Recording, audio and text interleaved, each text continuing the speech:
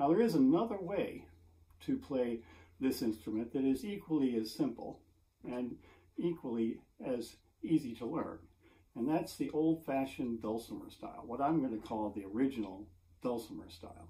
The dulcimer, according to the things I read on the internet, was invented to mimic the bagpipes. So you have melody strings, and you have the drone playing the background.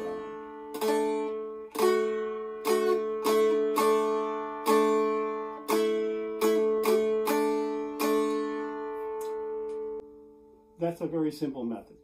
Now, Lou Dite, otherwise known as John Parsons, has a book on learning to play the Merlin that teaches this basic dulcimer style of playing. You're not strumming and chording, you're strumming and noting. The dulcimer players often used a turkey feather. Now the dulcimer is tuned backwards, so you're backwards to the Merlin. So you've got the chorus strings close to you and you're strumming this way.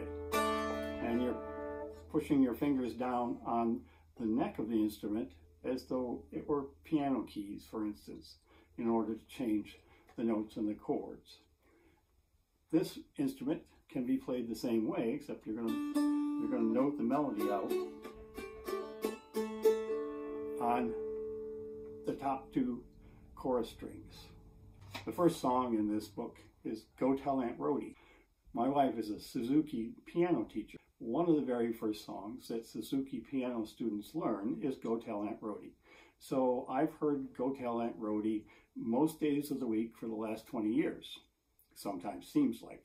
So I'm very familiar with that song. So when I opened up Lou Dite's book here and saw Go Tell Aunt Rhody on the first page, I thought, ha, there's one I can learn, baby. And I sat down to do it. Now he has the words of the song. You can see it. He's got the words of the song and the finger positions. It has chords as well, but the finger positions where you would place your fingers on the strings of the Merlin in order to note out the melody behind the drone strings as you strum.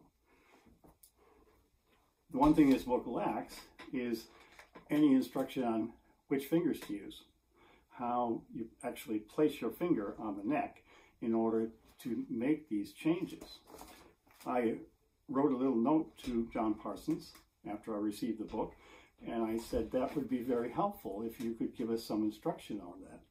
And he went within a day and made a video that shows very clearly how he is placing his fingers on the neck of the instrument in order to play Go Tell Aunt Rhody. I can't thank him enough, and I'm really impressed that he went to that trouble. And I'm sure he didn't just do it for me, but it feels like he just did it for me. So, Go Tell Aunt Rhody.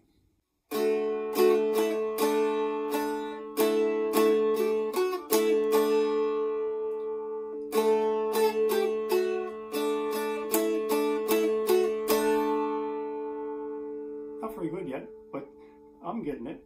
I've started working on a second song using this method. I even went on YouTube and found some dulcimer tutorials for Amazing Grace, and I am learning that. Now that's a little harder, but I'm working on it.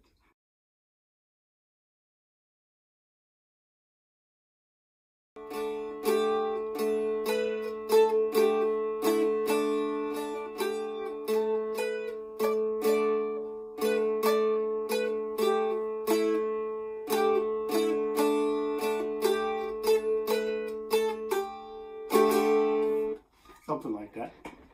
So there you have two different simple methods of learning the Merlin. For me, that's enough of a goal to get started.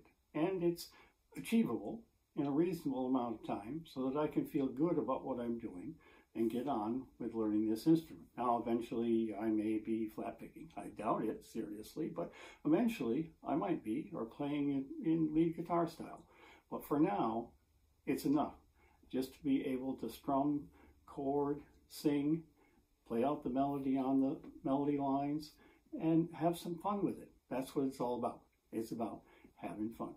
And remember, If you're not having fun, don't do it.